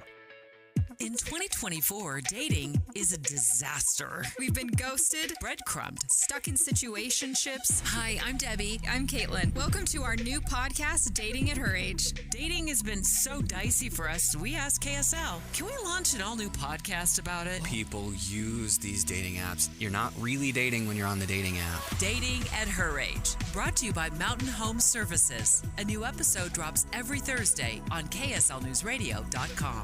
Many people worry they're not making the right investment choices inside their 401ks. Did you know that you might have a little-known opportunity to add some additional investment choices to your 401k and get the help and recommendations you've been looking for? This exciting feature is called a self-directed brokerage window. And the best part? The money still stays within your 401k. Learn how the trusted advisors at Capital Wealth may be able to expand your investment portfolio. To learn more, call or text the word VISIT to 801-877-9800 or go to CapitalWealth401k.com. Improving your 401k might mean the difference of retiring a few years earlier. Let's find out. Schedule your no-cost 15-minute consultation with the Capital Wealth team today. Call or text the word VISIT to 801-877-9800 or go to CapitalWealth401k.com. Advisory services offered through Capital Wealth Advisors, LLC, a state of Utah registered investment advisor. You know, Tim, I worry about some of our friends who are losing weight using drugs. I worry about it because what happens when they get to their goal weight? Do they have to take those drugs for the rest of their life? Well, when they go off of them, in most cases, they not only gain that weight back, but they gain it back plus some. This is part of the reason why I chose Soda Weight Loss, and your daughter did too, because we wanted to do something that would change our lives forever. This is Tyler. He let go of 50 pounds. I would recommend soda because it's sustainable. This is lifetime change.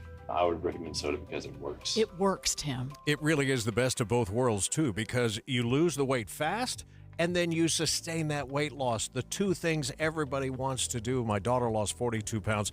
Find out how this program can help you. Just go to sodaweightloss.com, click on Request a Nutritionist Callback, and within minutes you're going to be talking to somebody that can literally help you change your life. Sodaweightloss.com. It's spelled S-O-T-A, and it stands for State of the Art.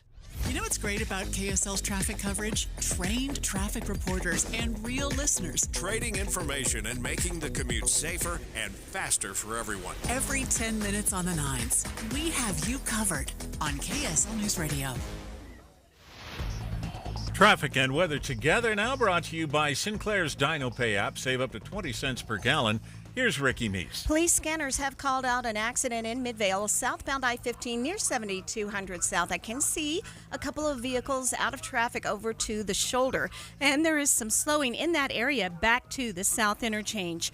Attention pet parents, tired of being a doorman for your furry friends? Say hello to Utah's own Pet Door Products, your ticket to convenience and freedom. Visit petdoorproducts.com. Ricky Meese in the KSL Traffic Center. It'll be sunny today and tomorrow with highs in the mid-90s, a chance of thunderstorms again on Saturday and Sunday. And right now, 91 degrees. It's partly cloudy. I'm Dan Bomas from the KSL Common Spirit Health Studios. Listen online at kslnewsradio.com. We're Utah's news, traffic, and weather station. Inside Sources. Inside Sources. America's voice of reason. Boyd Matheson. On Utah's home for elevated conversation. Inside Sources on KSL News Radio. Well, the question of the day today is, does your state, whether it's here in Utah or anywhere else across the country, does your state let you work without saying, "Mother, may I?" or without government permission specifically? Helping us unpack all of that, J.D. Tuchili, of course, good friend of the show, current contributing editor for Reason.com. And J.D., welcome back to the show, and great piece as always. It is the ultimate in Mother May I work. requirement as it comes to some of the government regulations. Give us a breakdown. What is the state of all of this licensing, permissions, and all the things that entrepreneurs and individual practitioners have to jump through just to work? Yeah, I mean, this is kind of a phenomenon that's picked up over the last 70 years or so. We went from being able to work pretty much any job that you could gain training in to needing government permission, some kind of a license, usually from a state board, to practice 1 out of 5 jobs in the United States. And these are occupations anywhere from florist to a physician. And they cover a wide range of ground in terms of the responsibilities exercised and the demands placed on the practitioner. The fact is that multiple administrations, Republican and Democrat, starting the Obama administration put out a big report. There was a lot of concern in the Trump administration. We've heard some from the Biden administration pointing out that these licenses do not protect people. What they do is they protect practitioners that are already in the fields from competition. And they make it hard to get in there because you have to put in hundreds of hours of training and thousands of dollars in fees. And this cuts off competition, but then since it cuts off competition, it raises prices and reduces quality. So we need reform. The thing is, while the administrations might complain about it, the action is at the states. The states are who impose these rules. And so we need the change, but it's really incumbent on state governments to reform the licensing requirements they have. And what makes it easier is we have a new report that came out this year from the Archbridge Institute that ranks the states on the burdens they place on people in order to engage in the occupation of their choice. Yeah, and I want to unpack several pieces of that. I don't think anyone's saying, hey, a heart surgeon shouldn't have to have, some quality control there. I mean, that's a given. But there are so many things that are they just seem so over the top. And I want you to unpack this for us, JD, because you hit it right off the top, and that is that these kinds of requirements don't really protect the consumers. They protect the people who are already in that particular business because it creates a barrier to entry for new people coming in, which, as you said, leads to higher prices and less quality.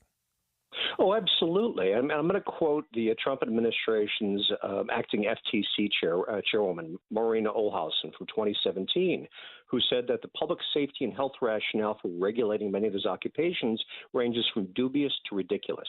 Consumers can and do easily evaluate the quality of interior designers, makeup artists, hair braiders, and others. The Obama administration had said something very similar 2 years earlier, and the Institute for Justice, which is all over this, has found evidence in its reports that the quality, the safety of some of these occupations is lowered, even as prices are hiked, because you have less competition, there's less pressure on existing practitioners in the field to do their best work at a competitive price. And so the consumers suffer, people who are trying to get a foothold in employed life and looking for opportunities suffer, and we all are kind of a little poorer and worse off at the end of the day. Yeah, you mentioned also that this does have to be done by our favorite thing. It's federalism. It is what happens at the state level to clear the space for that. We've had some of those here in the state of Utah around hair braiding and some of these other things where it just seems so out of whack or so burdensome and beyond the pale. Give us a sense in terms of what the report says in terms of some of the places around the country that are making it too hard and who's actually doing a good job in terms of creating space for people to thrive and succeed. Oh, absolutely. I mean, the 5 worst states in the report in terms of the most burdensome requirements, the most occupations licensed, are Texas, Arkansas, Tennessee, Oregon, and Alabama. And the best 5 states are Kansas, Missouri, Wyoming, Indiana, and New York. Now, as you can see, the whole red-blue divide really doesn't apply here. Yeah. It's funny. We usually think, okay, lower tax states, lower regulatory burden states are usually red, Republican-oriented, more conservative, and then, the flip side is you get more regulations in blue states. That doesn't seem to apply with licensing. Whatever's going on, the occupations that capture these licensing boards and turn them to keeping out competitors at the expense both of people seeking opportunity and also of consumers, it has nothing to do with the partisan affiliation of the state government. It's something that just is across the board. And some states are better at keeping the licensing under control, and other states are not. And so as you look at that, there's one other component that I think is really interesting, and that is we live in such a mobile society that you have people moving from one state to another. And often in some of these industries, it's almost like starting completely from scratch, going back to school and hours of class time and in seats kind of time. Give us a sense in terms of that cross-state issue and what the answers seem to be in terms of how do we navigate that in a way so that just because somebody wants to move from one state to another, they don't have to lose their career and their livelihood in the process. Yeah, this started out as a huge concern when researchers started noticing that mobility of Americans had dropped, and also with when you have military families, because they get transferred from base to base. And if you've got the non-military spouse is in a licensed occupation, they get transferred to another state. They might be fully capable of practicing in their occupation, but legally banned from doing so when in their new home. So some states, starting with Arizona in 2019, have enacted universal licensing recognition. It comes in varying flavors, some better than others. But what it means is that if you're licensed in another state, the state will look at that and say, you know what, it's an American license. You've been doing the job. You can do it here too. We recognize your license, and we'll just put you in the database. It's not as good as simply dropping the licensing requirements for a lot of these occupations, but it certainly eases some of the burdens on being able to move, mobility, taking your family across the country, finding a new home so you can set up and practice an occupation that you may have been practicing for years or even decades already. Yeah, I'm glad you raised the military spouses because I think that's such a crucial one. I know Utah Senator Mike Lee was working on figuring out a way to make that across the boards and across the states in terms of that recognition of those kinds of licenses, especially for those military families. That can be really devastating to be transferred, moved, shipped out to another place, and then suddenly it's impacting your family, your income, your livelihood, and security is a big one. Anything else you're keeping your eye on, JD, as it relates to some of these licensing issues and things that we ought to be keeping our eye on as we move through the fall and into whatever the next administration is, whether it's a Harris or a Trump administration? What does that start to look like? Yeah, well, we have to remember that this isn't federal. I mean, the feds put out a report on this every couple of years saying it's bad. This is state. If you want change, it's got to be done at the state and local level, but especially with state governments. That's where the pressure needs to be applied. And if you want your state to prosper, that means you want the best and the brightest to be able to come in, set up shop, and do business. That's something we all benefit from. That also not only improves opportunity and brings in a competition, it lowers prices and improves quality. So it's something that we all need to work at, and it has nothing to do with the big federal election we're looking at for November. It's a more local issue, which is honestly in a federal country is the way it should be. Yeah, absolutely. Back to federalism and making federalism cool again. J.D. Tuccilli, contributing editor at Reason. You can check out his piece at reason.com. And J.D., as always, we appreciate you bringing some light and some insight to us, especially as it relates to these crucial things that impact us right in our homes, right in our own communities. Thanks again for joining us today. Thank you for having me on. All right, again, that's J.D. Tuccilli, always compelling insight and great research. You can check out his piece once again at reason.com. Does your state let you work without government permission? We'll step aside for one last break here on Inside Sources. We'll come back with some final thoughts, including some exclusive sound from former Senator Gordon Smith and Senator John Thune as part of the Hatch Foundation Gala last night. Stick around. We'll be right back. Let's face it, nothing makes you look older than you really are than thinning hair. But what if you could not only increase your hair count, but promote new hair growth without surgery, without drugs with potential side effects, and without a prescription from your doctor? Well, now you can, thanks to a breakthrough new supplement called Hair Grow, provided by New Nordic, the #1 supplier of dietary supplements in Europe. Hair Grow is now available in the U.S. Only Hair Grow contains Tocogaya, a powerful antioxidant that has received a U.S. patent. Multiple clinical studies show Hair Grow is safe and effective in promoting new hair growth. In one study, 95% of the patients using Hair Grow saw increased hair count. Don't lose more time and more hair. Try Hair Grow today to feel and look your best. Available online at Amazon, Walmart.com, and NewNordicUSA.com, or in stores at your local CVS. Look younger and feel more confident with Hair Grow by New Nordic at NewNordicUSA.com, or in stores at your local CVS. For over 22 years, Speaking on Business on KSL News Radio has been a beloved tradition, celebrating our heroic business leaders and Utah consumers who have helped build one of the strongest state economies in the nation. Now, under the stewardship of the Salt Lake Chamber and hosted by Chamber President and CEO Derek Miller, the program continues to shine a spotlight on those who make Utah's business environment dynamic and thriving. With his expertise and passion, Derek brings the stories of our business community to life. As part of the Salt Lake Chamber, Speaking on Business is proud to continue its legacy of highlighting inspiring stories, trends, and special guests. Support Utah businesses now and be part of Utah's thriving economy. More information can be found at slchamber.com. That's slchamber.com. The best things in life, they come in twos. 2 scoops of ice cream, 2 tacos. And now for a limited time, get our best deal of the year. Buy any phone when you switch to Consumer Cellular and get 2 months of service free. That's right, the same fast, reliable nationwide coverage as Big Wireless, now with 2 months free. Proof the best things in life really do come in twos. Visit consumercellular.com or call 1-888-FREEDOM. Second and third month of monthly base service fee waived for new customers with the purchase of a phone and activation by September 2nd, 2024. Taxes, fees, and third-party charges will apply. See website for additional details. This is the story of the one. As a facility technician installing a new welding station, he knows getting the ventilation right is critical for safety. That's why when questions arise, there's Grainger. Grainger offers detailed technical product information online at his fingertips, so it's easy to find what he needs. Because when it comes to safety, having answers means he and his people can breathe a little easier. Call, click Grainger.com, or just stop by. Grainger, for the ones who get it done. At Social Security, we are always thinking of ways to save you time and make things easier. That's why we created My Social Security. Opening a My Social Security account gives you secure access to your personal record and interactive tools tailored for you.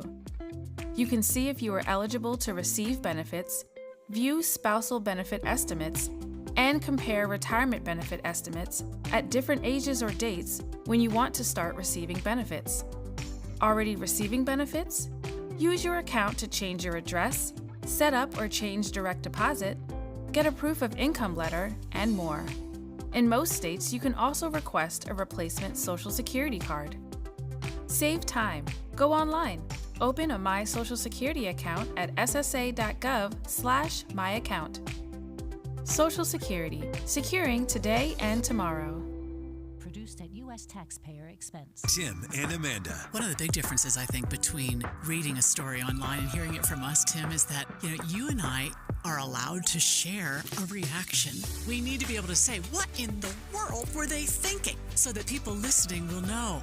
We feel it too. When we read a story that sounds ridiculous, we're right with you. It sounds ridiculous. Well, we get caught up, I'm sure just like our listeners do sometimes, in death scrolling on social media. And fact-checking it on your own is tough. The great thing about tuning in every morning and starting your morning with us on KSL is you can count on the fact that when that information comes out of the radio in your direction, it comes from reliable sources. It's already been fact-checked. Right. And that's not always easy when you're getting it online. Finding who wrote it, when was it written, has it been updated with the current facts of the day that change sometimes minute to minute, not just day to day. Utah's Morning News between 5 and 9 on KSL News Radio. Victor deployed for the first time to Afghanistan in 2003. At 4 in the morning, my phone rang. They said, "I regret to inform you that your husband was wounded in action." Victor sustained a moderate traumatic brain injury. I was doing school full-time, and I was also then caring for Victor. One of the most important elements of caregiving is taking care of yourself. I just didn't want to forget that I also had goals and that I also had a life. What I did is I challenged Victor to meet me halfway. There are almost 6 million military and veteran caregivers across the nation.